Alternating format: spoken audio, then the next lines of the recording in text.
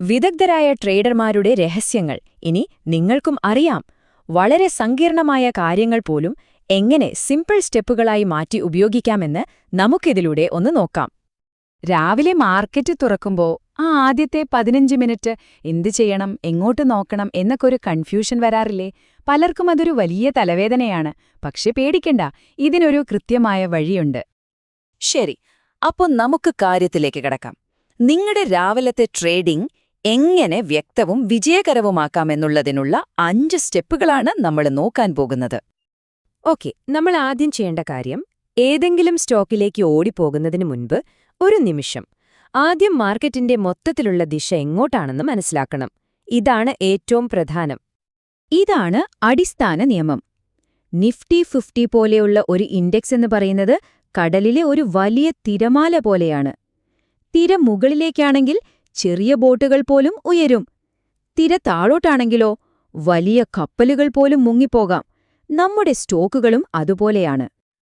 അപ്പൊ മാർക്കറ്റിന്റെ ഗതി നമുക്ക് അനുകൂലമാണോ എന്ന് എങ്ങനെ അറിയും? അതിന് വളരെ ലളിതമായ 4 സ്റ്റെപ്പുകളുണ്ട്. ഇതൊരു ഡെയിലി റുട്ടീൻ പോലെ ചെയ്താൽ മതി. ഇതൊരു വെറും തിയറിയല്ല, പ്രാക്ടിക്കൽ കാര്യമാണ്. ഒന്ന് ആലോചിച്ചു നോക്കൂ.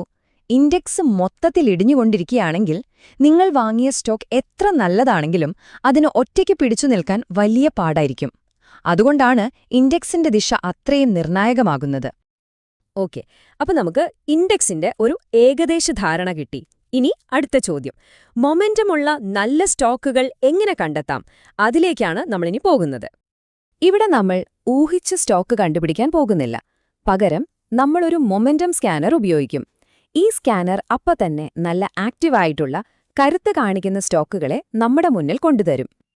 ഇനി സ്കാനറിൽ നമ്മൾ വയ്ക്കുന്ന കണ്ടീഷൻസ് നോക്കിയേ. വളരെ സിമ്പിളാണ്. വോളിയം 1,00,000 മുകളിൽ, വില 100 രൂപയ്ക്ക് മുകളിൽ. എന്തിനാണിത്? ആവശ്യത്തിന് ആളുകൾ ട്രേഡ് ചെയ്യുന്ന, അതായത് ലിക്വിഡിറ്റിയുള്ള ഒരു സ്റ്റാൻഡേർഡ് വിലയുള്ള സ്റ്റോക്കുകൾ മാത്രം ഫിൽട്ടർ ചെയ്തെടുക്കാൻ വേണ്ടിയാണിത്. അപ്പോ ചില ദിവസങ്ങളിൽ ഒരു പ്രത്യേക കാര്യം സംഭവിക്കാം. നിങ്ങളുടെ സ്കാനറിൽ വലിയ കമ്പനികളൊന്നും കാണിക്കാതെ കുറെ സ്മോൾ ക്യാപ് സ്റ്റോക്കുകൾ മാത്രം വന്നാലോ? ഇതിൽ നിന്നും നമുക്ക് മാർക്കറ്റിനെക്കുറിച്ച് എന്ത് മനസ്സിലാക്കാം? ഇതൊരു അടിപൊളി പ്രോ ടിപ്പാണ്. ഇതിന്റെ അർത്ഥം ഇതാണ്: മാർക്കറ്റില് മൊത്തത്തിലൊരു വലിയ മുന്നേറ്റത്തിനുള്ള സാധ്യത അന്നത്തെ ദിവസം കുറവാണ്. വലിയ കമ്പനികളിലൊന്നും വലിയ ആക്ഷൻ നടക്കുന്നില്ല. അതുകൊണ്ടാണ് സ്കാനറിൽ ചെറിയ സ്റ്റോക്കുകൾ മാത്രം വരുന്നത്. കണ്ടില്ലേ? സ്കാനർ ലിസ്റ്റ് പോലും മാർക്കറ്റിന്റെ വികാരം നമുക്ക് പറഞ്ഞുതരും. ശരി, അപ്പോൾ നമ്മുടെ കയ്യിൽ സാധ്യതയുള്ള സ്റ്റോക്കുകളുടെ ഒരു ലിസ്റ്റുണ്ട്. ഇനി എന്തു ചെയ്യണം?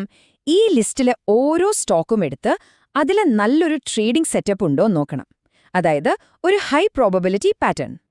ഇവിടെ നമ്മൾ നോക്കുന്ന ഒരു പ്രധാനപ്പെട്ട സെറ്റപ്പാണ് വീക്ക്ലി കൺവേർജൻസ്. ഇത് ശരിക്കും ഒരു സ്പ്രിംഗ് അമർത്തിവെക്കുന്നത് പോലെയാണ്. വിലയൊരു ചെറിയ റേഞ്ചിനുള്ളിൽ കുറേ നാൾ തങ്ങി നിൽക്കുമ്പോൾ അവിടെ ഡിമാൻഡ് കൂടുകയാണ്. എന്നിട്ട് എപ്പോഴാണോ അത് ബ്രേക്ക് ചെയ്യുന്നത്, ആ സ്പ്രിംഗ് വിട്ട പോലെയായിരിക്കും. വളരെ വേഗത്തിലുള്ള ശക്തമായൊരു റാലി പ്രതീക്ഷിക്കാം. അടുത്തതാണ് സ്നൈപ്പർ എൻട്രി. പേര് സൂചിപ്പിക്കുന്നത് പോലെ തന്നെ ഇത് വളരെ കൃത്യമായൊരു എൻട്രി പോയിന്റ് കണ്ടെത്താനാണ്. വലിയ ഇൻസ്റ്റിറ്റ്യൂഷൻസ് എവിടെയാണ് പണം നിക്ഷേപിക്കാൻ സാധ്യത എന്നൊരു സൂചന തരുന്ന ഒരു സോണാണിത്. ഇത് കിട്ടിയാൽ നമുക്ക് കൂടുതൽ കോൺഫിഡൻസോടെ ട്രേഡിൽ പ്രവേശിക്കാം. ഈ ആശയങ്ങൾ വ്യക്തമാക്കാൻ നമുക്ക് 3 സ്റ്റോക്കുകളുടെ ഉദാഹരണം നോക്കാം. ഒന്നിൽ വീക്ക്ലി കൺവേർജൻസ് സെറ്റപ്പ് കാണാം, മറ്റൊന്ന് സ്നൈപ്പർ എൻട്രി ഓൾറെഡി വന്നിട്ടുണ്ട്, മൂന്നാമത്തേതിൽ നമ്മളൊരു സ്നൈപ്പർ എൻട്രിക്കായി കാത്തിരിക്കുകയാണ്. ഇങ്ങനെ പല ഘട്ടങ്ങളിലുള്ള ഉദാഹരണങ്ങൾ നോക്കുമ്പോൾ കാര്യം വ്യക്തമാകും. നോക്കൂ, നല്ലൊരു സെറ്റപ്പ് കണ്ടുപിടിക്കുന്നത് കളിയുടെ പകുതി മാത്രമേ ആകുന്നുള്ളൂ. ബാക്കി പകുതി കൃത്യമായ പ്ലാനിങ്ങിലാണ്. ഒരു പ്രൊഫഷണൽ ട്രേഡർക്ക് എപ്പോഴെവിടെ കയറണം, എവിടെ ഇറങ്ങണം, എവിടെ നഷ്ടം ഉറപ്പിക്കണം എന്നതിനെക്കുറിച്ച് വ്യക്തമായൊരു പ്ലാനുണ്ടാകും. നമ്മുടെ വീക്ക്ലി കൺവേർജൻസ് ഉദാഹരണത്തിൽ ടാർഗറ്റ് വളരെ വ്യക്തമാണ്: 312 രൂപ. അനാലിസിസ് പ്രകാരം അവിടം വരെ എത്താൻ നല്ല സാധ്യതയുണ്ട്. ഓക്കെ, ടാർഗറ്റ് സെറ്റായി. പക്ഷേ എവിടെയാണ് നമ്മുടെ സ്റ്റോപ്പ് ലോസ് വെക്കേണ്ടത്? ഒരു ട്രേഡ് തെറ്റായി പോയാൽ എവിടെ വെച്ച് നിർത്തണം? ഇതാണൊരു പക്ഷേ ഏറ്റവും പ്രധാനപ്പെട്ട ചോദ്യം.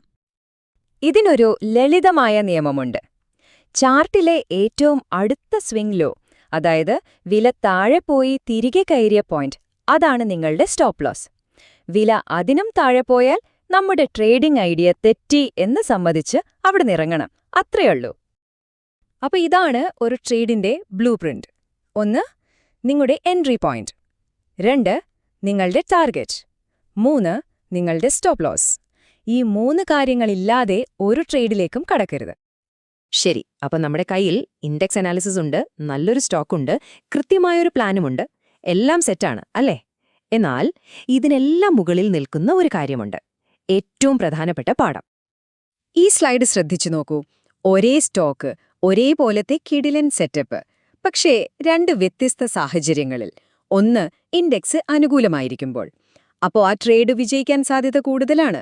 ഇൻഡെക്സ് ഒരു കാറ്റ് പോലെ നമ്മളെ മുന്നോട്ട് തള്ളും. ഇനി ഇൻഡെക്സ് പ്രതികൂലമാണെങ്കിലോ? അതേ സെറ്റപ്പ് തന്നെ പരാജയപ്പെടാൻ സാധ്യത വളരെ കൂടുതലാണ്. കാരണം നമ്മൾ കാറ്റിനെതിരെയാണ് നീന്താൻ ശ്രമിക്കുന്നത്. ഇത് വളരെ പ്രധാനമാണ്.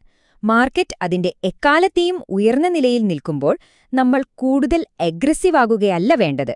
പകരം കൂടുതൽ ശ്രദ്ധാലുക്കളാകണം. ചെറിയ ക്വാണ്ടിറ്റിയിൽ ട്രേഡ് ചെയ്യണം. കാരണം സാഹചര്യം എപ്പോൾ വേണമെങ്കിലും മാറാം. എപ്പോഴും മാർക്കറ്റിന്റെ സാഹചര്യത്തിനനുസരിച്ച് നമ്മുടെ തന്ത്രങ്ങളിലും മാറ്റം വരുത്തണം. അപ്പോൾ ഈ ഒരു ചോദ്യം സ്വയം ചോദിക്കുക. നിങ്ങളുടെ ട്രേഡിംഗ് രീതിയിൽ ഇൻഡെക്സ് അനാലിസിസിന് എത്രത്തോളം പ്രാധാന്യം നിങ്ങൾ കൊടുക്കുന്നുണ്ട്?